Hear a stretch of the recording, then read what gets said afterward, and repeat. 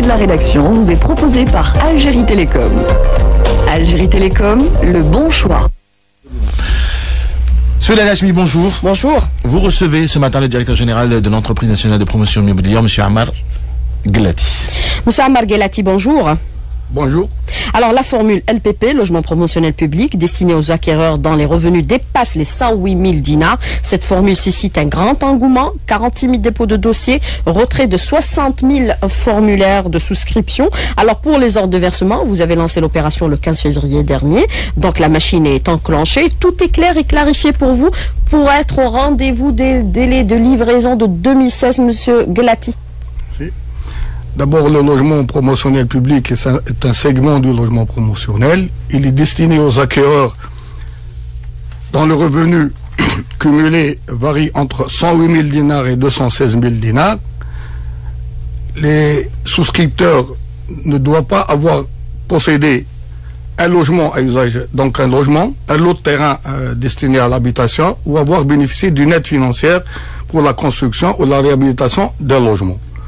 Donc après avoir commencé à recevoir les dossiers à partir de septembre 2013, nous avons commencé à partir de 15 février à donner les ordres de versement aux acquéreurs.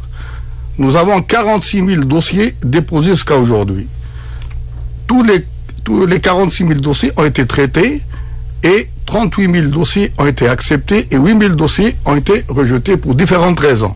Pour les 38 000 dossiers acceptés, nous avons donc envoyé les invitations. Nous invitons les souscripteurs à se présenter à partir du 15 février pour récupérer leur ordre de versement. Aujourd'hui, nous arrivons à donner des ordres de versement, une moyenne de entre 500 et 800 ordres de versement jour.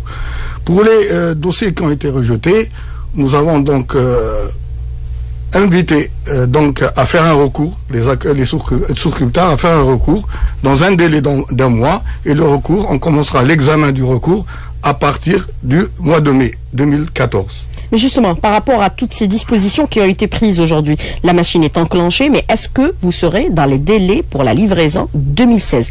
Tout est fait pour que les logements soient livrés en 2016. Pas de retard, pas de glissement sur les délais? En fait, on doit traduire les orientations de Monsieur le ministre de l'Habitat, l'Urbanisme et de la Ville, à savoir l'objectif essentiel étant de livrer le maximum donc de logements dans les délais et avec la qualité requise. Les délais arrêtés avec les entreprises qui ont été sélectionnées sont de 24 à 30 mois. Donc, toutes les conditions sont réunies, à commencer par le financement, les assiettes foncières, pour que ces logements soient livrés à la fin 2016 et pour certains au début premier trimestre 2017. Alors, pour être dans les délais, vous avez commencé à construire? Nous avons commencé à construire, donc nous sommes en phase de réalisation pour certains projets. Nous sommes en phase d'installation pour d'autres projets et nous sommes en phase d'études et de lancement d'appels d'offres pour la dernière tranche. Et actuellement, nous sommes à peu près à 16 000 logements lancés à travers le territoire. Le reste du programme sera lancé d'ici la fin du premier semestre 2014. Alors, certains logements lancés, projets lancés, lesquels exactement, dans quel wilaya? Puisque nous savons que pratiquement 28 wilayas sont concernés par le LPP, logement promotionnel public. Exactement. Donc, nous avons lancé au niveau de la capitale, qui est la plus importante, nous avons lancé à peu près 8 000 logements. Quand je dis lancé, il y a des projets qui ont démarré au niveau des terrassements et du béton. Il y a d'autres qui en sont en phase d'installation et je peux citer les exemples. Nous avons à Sidi Abdallah 1200 logements avec la société chinoise CSEC. Nous avons 1067 logements toujours à Sidi Abdallah avec la société turque Atlas. Nous avons 1064 logements avec l'entreprise nationale ECBLIDA à Samaroni. Nous avons 500 logements avec une entreprise mixte Al-Raya. Nous avons à Tipaza 532 logements avec une entreprise chinoise CRCEG et nous avons avec une entreprise turque 1200 logements entre Bousmaïl et Koléa. Nous avons d'autres sites à travers Annaba, Tlemcen, Oran, Batna, avec des entreprises nationales, avec des entreprises mixtes, avec des entreprises de la shortlist et même avec des entreprises privées qui ont des moyens pour réaliser ce type de logement. Alors la contrainte liée au foncier, elle est levée aujourd'hui, notamment au niveau de la capitale. Vous n'avez pas ce problème, monsieur? Disons aujourd'hui, la contrainte du foncier a été levée en partie, en grande partie même, avec donc le concours des autorités locales et même le fait que la ville ait été rattachée au ministère de l'Habitat, de l'Urbanisme et de la ville nous a réglé un certain nombre de problèmes, puisque rien qu'à Sidi Abdallah, nous avons l'équivalent de 5000 logements qu'on a lancés. Dans les autres villages, en dehors de 2 ou 3 wilayas, notamment qui a un problème de foncier à Tizi Ouzou ou à Boumodès, le foncier a été réglé d'une façon générale. Ça a pris du temps, mais l'essentiel aujourd'hui, le problème du foncier est dépassé. Alors, vous êtes intransigeant sur les délais de livraison dans les clauses contractuelles avec les opérateurs. C'est clarifié? Nous sommes intransigeants. Il y a un cahier de charge, il y a un contrat, il y a des ODS. Nous avons mis toutes les conditions favorables pour que l'entreprise évolue dans des conditions favorables. Donc nous serons pratiquement intransigeants et un grand travail, un travail de longue haleine nous attend, c'est le suivi de ces entreprises sur le terrain en désignant des bureaux d'études de suivi capables de suivre ce programme qui est extrêmement important. N'oubliez pas que 46 000 logements, c'est l'équivalent à peu près du programme ADL 2001-2002 qui était de 65 000. Donc, c'est un travail de longue haleine qui nous attend. Nous sommes organisés. Nous allons procéder, même au niveau de l'entreprise, au recrutement d'universitaires à travers tout le territoire. Un appel d'offres, un appel à candidature va être lancé et on doit recruter entre 500 et 600 universitaires, entre architectes, ingénieurs et d'autres spécialités pour le suivi de ces projets, en plus des bureaux d'études spécialisés qui auront la tâche et le rôle de suivre ces entreprises et notamment les entreprises qui ont un très grand programme et les entreprises étrangères. Alors justement, le LPP suscite beaucoup d'engouement aujourd'hui, mais il n'y a pas de visibilité sur la nature de ces réalisations, le type architectural que vous allez adopter, ni la nature de ces réalisations. Pourquoi ne pas associer les souscripteurs sur le mode de réalisation que vous allez aujourd'hui mettre en œuvre? Bon, le mode qu'on met en œuvre, on ne peut pas associer directement les souscripteurs, mais cela se fait ailleurs, hein, monsieur indirectement, oui, indirectement, ils sont associés. Nous allons faire des immeubles de 5 à 9 étages d'abord. Nous allons faire des programmes en semi-collectif. Et pour les régions du Sud et les régions d'Intérieur, nous allons faire même du logement individuel. Donc, ce sera un logement promotionnel, que les choses soient claires. Pas de grand standing, mais un logement de qualité, avec une architecture appropriée, avec des matériaux de première qualité, avec des aménagements extérieurs également de qualité, et ce sera également des cités intégrées, où le citoyen n'aura plus affaire à une cité trottoir, il aura affaire à une cité intégrée où il y a toutes les commodités et les équipements nécessaires. La nouveauté également, c'est qu'aujourd'hui, l'entreprise nationale de promotion immobilière, qui est un promoteur délégué auprès du ministère, parce que c'est un programme gouvernemental, c'est elle qui est chargée de réaliser donc les équipements. Il n'y aura plus de coordination intersectorielle. C'est l'entreprise elle-même qui est chargée de choisir, de réaliser les équipements et afférents à cette cité intégrée. Donc, et ces équipements, ils sont sur le point de démarrer au même titre que les logements. Et à cet effet, demain, le citoyen aura le logement et l'équipement dans les mêmes délais. Voilà un peu la nouveauté. Alors 5 à 9 étages, pourquoi ne pas avoir envisagé de grands buildings, puisque nous avons des problèmes de foncier qui se posent au niveau de la capitale et certaines wilayas également, monsieur Guelati? Oui, mais on a un peu sondé, les gens sont pas très favorables et c'est un logement promotionnel. Il s'agit de le faire réaliser rapidement. Nous n'avons pas assez d'entreprises pour réaliser ce type de logement. Avec le programme ADL de 230 000, avec le programme qui n'est pas négligeable des OPCI, avec notre programme, ce n'est pas du tout facile, et on en parlera tout à l'heure, pour trouver des entreprises d'envergure pour réaliser. Donc, pour respecter les délais, pour mettre à la disposition, c'est notre objectif essentiel, à la disposition des citoyens le logement dans les délais prescrits, on a choisi ce type de logement pour réaliser dans les délais. Combien vous allez en réaliser globalement par rapport au programme, ou alors la liste elle est ouverte? La liste est ouverte, j'ai dit tout à l'heure que l'opération se poursuit. Donc nous sommes actuellement à 46 000 et encore des dépôts de dossiers de janvier à ici, nous avons à peu près 2000 dossiers. Nous allons certainement arriver entre 60 000 et 80 000 logements pour ce type de logement. Alors je vais vous poser des questions pratiques que posent tous les auditeurs. Alors le choix des sites, premier inscrit, premier servi? Non, pas du tout. Il y aura une étude qui tiendra d'un certain nombre de critères que je citerai à titre d'exemple. Il y aura d'abord l'adresse propre, il y aura l'adresse professionnelle, il y aura la situation familiale de chacun, il y aura également la fonction de chacun et un certain nombre de critères qu'on va arrêter et pour définir un peu l'affectation définitive de ce logement. Mais justement, par rapport à cette affectation, sur quelle base se feront les attributions F3, F4 et F5 et semi-individuelles? Je viens d'énumérer un certain nombre de critères. Il y aura certainement d'autres critères. Il ne faut pas qu'on se précipite. On va se donner le temps nécessaire pour mettre en place une équipe qui va se charger de traduire sur le terrain ce que je viens de dire. C'est-à-dire il y aura une grande transparence et on essaiera de contenter la majorité presque absolue. Il y aura certainement une infime minorité là de mécontents, mais on essaiera de satisfaire le maximum de vœux. Oui, mais c'est pas logique, Monsieur Guelati. Oui. On paye le même montant, on adhère en même temps, et puis vous me dites, vous aurez un F3, lui il aura un F4, sur quelle base, Monsieur Guelati? Maintenant, si on a la possibilité... Est-ce qu'il faut avoir une fiche familiale? Oui, la fiche familiale. Mais c'est pas juste. La fiche familiale. C'est un promotionnel, c'est libre, on le paye. On peut pas donner un F4 à quelqu'un de célibataire et donner un F3 à quelqu'un qui a 2 enfants. Oui, mais il paye le même montant que celui qui est célibataire. Non, celui qui aura le F3 ne paye pas comme le F4. Si on paye un F4 à 8 millions de dinars, le F3 il est à 6 millions de dinars. Même dans la promotion libre, qui est totalement libre, parfois, on ne peut pas satisfaire, même s'il achète avec son argent, il demande un F4, il se présente chez nous, on n'a pas de F4, on lui donne un F3.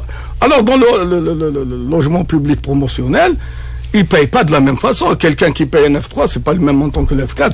Donc, s'il n'a pas la chance d'avoir un F4, il paiera le F3. Mais je dis encore une fois, il y aura des critères de présélection qui définiront donc le type de logement pour chaque citoyen.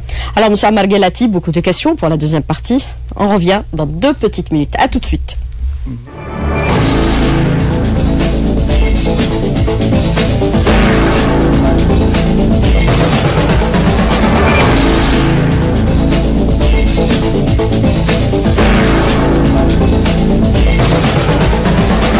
8h31, rappel de l'essentiel de l'actualité pour ce mercredi 26 février. On parle de logement ce matin, de la formule LPP, notamment depuis le 15 février dernier, 46 000 dossiers LPP ont déjà été traités par le NPI, 38 000 dossiers acceptés. Le NPI qui envoie quotidiennement entre 500 et 800 ordres de versement. Pour les dossiers rejetés, les recours seront traités à partir du mois de mai. Les délais de réalisation varient entre 24 à 30 mois. Les chantiers pour près de 16 000 logements sont déjà lancés à travers le pays, la moitié pour la capitale. Les bureaux d'études seront désignés pour suivre les entreprises chargées de la réalisation de ces projets. Ce sont entre autres les propos de M.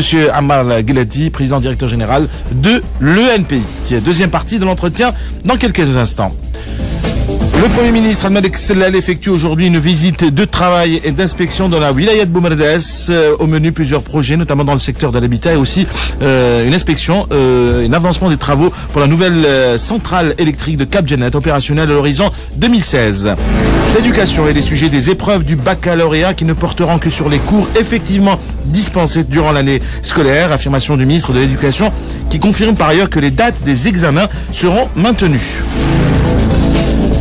C'est une course contre la montre pour atténuer les conséquences de la crise du lait. Les producteurs privés et publics augmentent leur production. L'ONIL, de son côté, accélère les processus d'approvisionnement en poudre de lait et retient l'offre de 13 fournisseurs étrangers. L'Égypte a un nouveau Premier ministre. Il s'agit d'Ibrahim Mahleb, l'un des cadres du parti de l'ex-président Hosni Moubarak. Il a également assumé les fonctions de ministre de l'Habitat. Il a la tâche de former d'ici quelques jours un nouveau gouvernement. Et en Égypte, toujours un gazoduc qui achemine le gaz vers la Jordanie a été hier la cible d'un attentat. L'Ukraine, toujours en attente d'un gouvernement de transition et la nomination d'un Premier ministre. C'est l'opposante Yulia Tymoshenko qui est pressentie pour le poste. Le sport, enfin, football. Le sélectionneur national Ali Jozic dévoile la liste des 28 joueurs retenus pour la rencontre amicale face à la Slovénie prévue le 5 mars prochain. 2 nouvelles pointures rejoignent l'effectif. Nabil Bentaleb de Tottenham et Zinedine Farhat qui évolue à l'USMA. En volleyball, tournoi qualificatif au mondial. Ça se passe à la salle Harsha. La sélection féminine se mesure aujourd'hui au Botswana.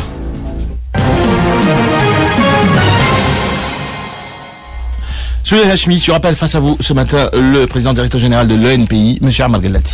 Alors, M. Ammar Guellati, je voudrais vous poser beaucoup de questions, mais pour être pratique, pour que les auditeurs puissent nous comprendre ce matin, pour ceux qui souhaitent nous joindre, alors qu'ils nous appellent sur le numéro de la radio 021 48 15 15, parce qu'il y a beaucoup de questions ce matin d'auditeurs qui voudraient comprendre un peu le principe de cette formule. Alors, une question, M. Guellati, d'un auditeur qui nous a appelé tout à l'heure pendant les titres. Alors, il demande pour ceux qui n'ont pas encore reçu leur ordre de versement, qu'est-ce qu'ils doivent faire? Ou de réponse, oui. Les deux. Nous envoyons actuellement 1000 invitations pratiquement par jour. Il est clair que parfois les adresses ne sont pas suffisamment précises et ils n'arrivent pas à temps, ou parfois au niveau de la poste il y a des petits problèmes. On a demandé donc aux gens, aux souscripteurs qui n'ont pas reçu d'invitation, de se présenter à partir du 28 février au niveau de Bebzouar pour récupérer les duplicata et récupérer éventuellement leur ordre de versement. Alors, pour tous les auditeurs qui n'ont pas compris, je reprends ce que vous venez de déclarer à l'instant, M. Guellati. Oui. Donc, ceux qui n'ont pas reçu de convocation l'ordre de versement, ils se présentent le 28 février au niveau de votre siège pour récupérer les duplicata. Au siège de Bebzouar. Au siège de Bebzouar. D'accord. Donc, j'espère que tout le monde aura compris. Autre voilà. Question, Monsieur Guellati, c'est justement par rapport... Avec votre permission, je demanderai également à nos chers souscripteurs de se présenter à la date indiquée. Actuellement, il y a des gens qui sont convoqués, par exemple, pour le 24. Ils ne viennent pas le 24. Il y a des gens qui sont convoqués le 3. Ils viennent le 24. Alors, on demande à ce que la date qui est indiquée sur l'invitation, qu'on doit la respecter, c'est tout. Et à ce moment-là, tout le monde sera servi. Il y a un engagement. Tous les gens ayant déposé leur dossier recevront leur ordre de versement et leur invitation. Alors, on vient de m'indiquer à l'instant, M. Guellati, que le 28, c'est un vendredi. Je sais. Le 28 est un vendredi, je dis à partir du 28. Nous travaillons le samedi, donc c'est le 1er mars. Et il y a des gens déjà qui se sont présentés chez nous, qui ont préparé, qui ont récupéré leur duplicata. Donc, à partir donc, du 1er mars. Donc, ils viennent le 1er mars, pas le 28. Non, pas le 28, j'ai dit à partir du 28, mais en fait, c'est à partir du samedi 1er mars. Alors, pour la deuxième tranche, c'est 500 000 dinars. Pour la première, ça a été décidé, c'est définitif. Donc, pour la première tranche, ça a été décidé, on a ramené de 1 million de dinars à 500 000 dinars à la demande, notamment des souscripteurs qui ont été transférés de l'ADL à l'ENPI, qui est le nombre de 5200 dossiers. Et la deuxième tranche sera également de 500 000 dinars avec la possibilité donc d'avoir des documents pour aller à la banque et avoir le prêt bancaire pour faciliter donc le paiement de la deuxième tranche. Donc combien de délais seront livrés justement les documents nécessitant la contribution bancaire, M. Guellati? D'abord, je tiens à préciser pour le premier versement, on a donné 2 mois de délai pour permettre aux souscripteurs donc de s'acquitter de ce montant. Donc 2 mois de délai, c'est pour ça que j'ai dit, il ne faut pas que les gens se précipitent. Quand ils recevront leur ordre de versement, ils ont pratiquement 2 mois. Et actuellement, je vous informe que les banques sont inondées par les souscripteurs soucieux de donc s'acquitter de ce montant rapidement. Le deuxième ordre de versement sera dans un délai d'1 année. Donc c'est à partir de 2015 et sera donc de 500 000 dinars. Ils auront toutes les décisions donc pour aller à la banque avec l'étage, le site, la typologie de logement. Donc je rassure les souscripteurs aujourd'hui, on s'est donné ce temps pour pouvoir donc en toute transparence décider donc du choix du site, de la typologie de logement ainsi que de l'étage. Et dans une année, ils auront tout cela dans une décision. Alors, pour les souscripteurs de l'ADL orientés vers le LPP, ils seront privilégiés, Monsieur Guellati? Je comprends parfaitement leur inquiétude, je comprends parfaitement parfois même leur désarroi. Mais je dis aujourd'hui, ces souscripteurs ont été pris en charge avec une priorité. Les dossiers ont été transférés en décembre 2013. En 15 jours, leurs dossiers ont été traités. On les a invités pour certains à compléter, pour d'autres, ils ont déjà reçu leur ordre de versement. Donc la priorité absolue, conformément aux instructions de Monsieur le ministre, a été donc accordée à cette frange de souscripteurs. Ils ont attendu 12 ans on a pris en considération cette attente et ils sont traités avec priorité également dans l'attribution de logements. Combien ils sont? 4 000? Ils sont 5 200 sur le territoire national et on continue à recevoir. Hein, et ils sont à peu près 4 000 à Alger. Alors aujourd'hui, pour les souscripteurs de l'ADL orientés vers le LPP, on leur demande de se désister du dossier déjà préalablement inscrit. Mais de quel dossier? ADL ou LPP ils doivent se désister, monsieur? Le choix reste au souscripteur, mais ça n'a aucune importance. Mais il est exclu à partir du moment où il a 108 000 dinars. Oui. Un salaire de revenus des ménages. Non, mais s'il ne se désiste pas au niveau de l'ADL, au niveau du fichier, le problème se pose au niveau du fichier national. Il faut qu'il soit exclu d'un fichier national parce que nous, à chaque fois qu'on reçoit un dossier, systématiquement, on l'envoie au fichier national. C'est pour me permettre une étude facile de ce dossier, c'est tout. Et des instructions ont été données à ce que maintenant, là, les souscripteurs transférés de l'ADL vers le NPI, on enlève leur nom au niveau du fichier national et ils seront tout de suite étudiés au niveau de l'NPI. Donc ils doivent se désister de leur dossier à ADL. Oui, de dossier ADL, exactement. Alors justement, autre question pratique, monsieur Guelati, pour les citoyens qui ont déposé leur dossier en 2006 au niveau de l'ENPI, qui était à l'époque, bien sûr, EPLF, avant le programme 2014, et qui sont en attente de logement. Quel recours aujourd'hui? Parce que maintenant, l'ENPI, c'est une association des ex-EPLF dissous par les pouvoirs publics. Non, l'ENPI, ce n'est pas une association. L'ENPI, elle a été créée par résolution du CPE le 22 janvier 2009. Et bien sûr, elle a été créée à partir des actifs des ex-EPLF qui étaient au nombre de 19, avec bien sûr la préservation des emplois, des patrimoines français, ainsi que des intérêts des tiers, notamment pour des citoyens. Alors, les gens qui ont déposé, en 2006, c'était des logements promotionnels. Vous savez très bien que les logements promotionnels sont au nombre très réduit. Or, la demande étant forte, aujourd'hui, le NPI ne dispose pas autant de logements. On va essayer de satisfaire ce qu'on peut satisfaire, mais j'ai hérité de demandes de l'ordre de 4000 demandes en 2006. Et je me demande comment, quand on réalise des logements promotionnels, on accepte des dossiers pour un site de 200 logements, on accepte 4000 demandes. Aujourd'hui, on est confronté à ce problème. On essaye de satisfaire ce qu'on peut satisfaire, mais on n'a pas autant de logements pour satisfaire tout le monde. C'est du logement purement promotionnel, c'est pas du logement social. Moi, quand je fais une opération promotionnelle de 200 logements, je n'en ferai plus sur le même site.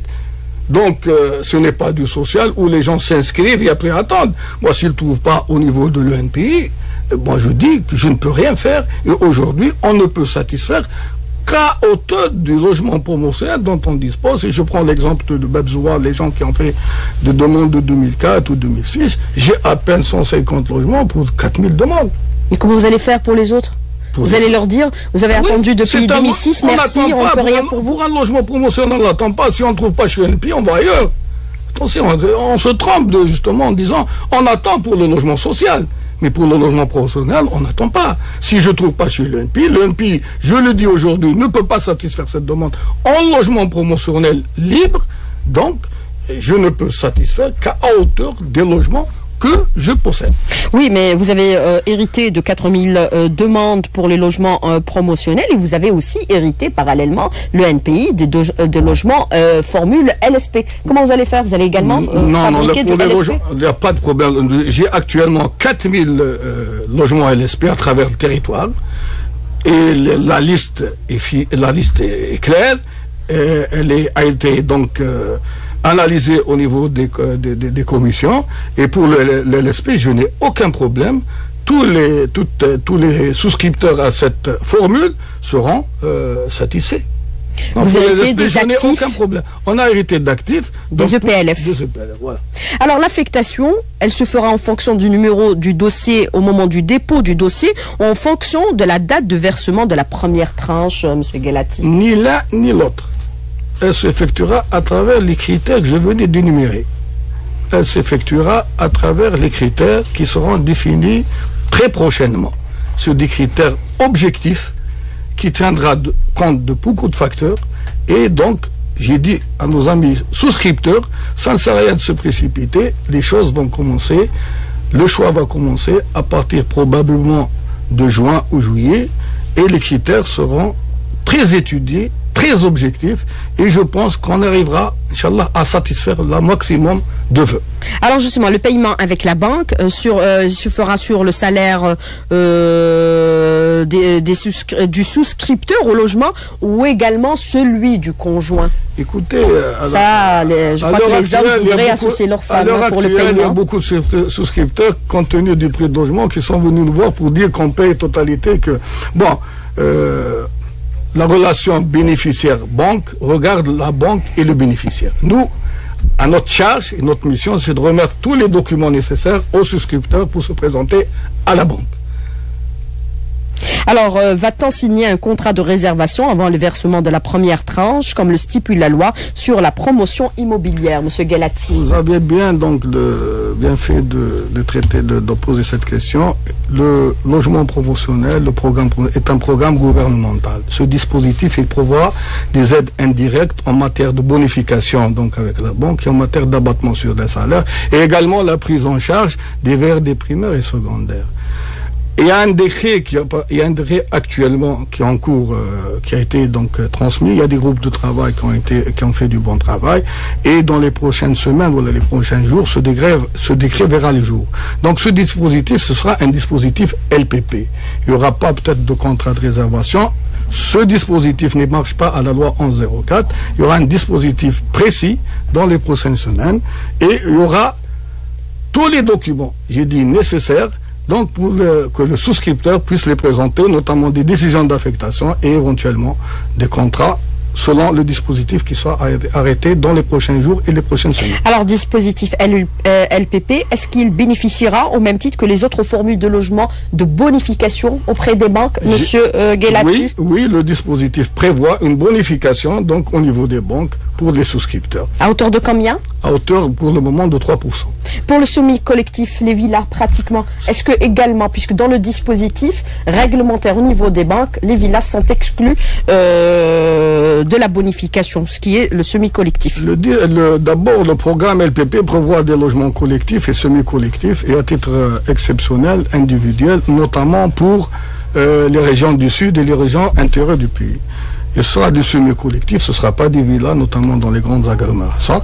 Et je pense qu'au niveau de ce nouveau dispositif, il bénéficiera également, on a prévu dans le nouveau décret, et il bénéficiera également de la bonification. C'est pas des villas. On a bien construit du LSPA Médéa en individuel, et il a bénéficié des aides nécessaires. Il faut que le logement promotionnel public soit un logement singulier qui se différencie un peu du logement social classique habituel et du logement ADL. Et c'est pour cela que les pouvoirs publics ont introduit ce type de logement semi-collectif et individuel, notamment pour les régions du Sud et intérieur. Est-ce que le LPP aura une incidence sur le marché immobilier aujourd'hui, dans le sens de la réduction des prix qui sont pratiqués actuellement? C'est l'objectif recherché. Ça, c'est pas une question d'auditeur. Hein. C'est l'objectif recherché, c'est la stabilité donc du marché du logement, et actuellement nous allons, et notre objectif essentiel, et notamment de notre ministère, c'est d'aller vers la stabilité, pour ne pas dire la diminution du prix de logement sur la place.